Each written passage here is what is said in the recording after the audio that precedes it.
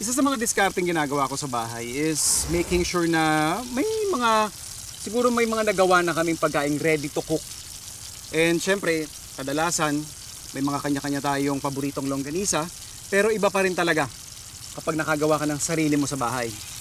Meron tayong skinless longganisa na hindi nyo na kailangang bumili pa ng casing o yung bitukan ng baboy para pagsiksikan ng karne natin. Gawa tayo ng sarili nating version ng skinless longganisa.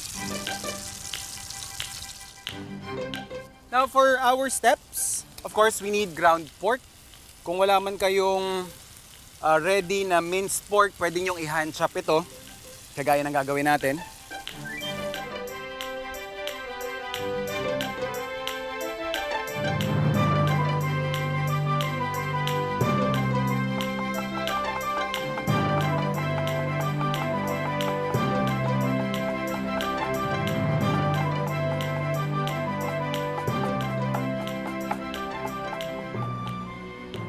And then, lalagyan lang natin to ng chopped na garlic.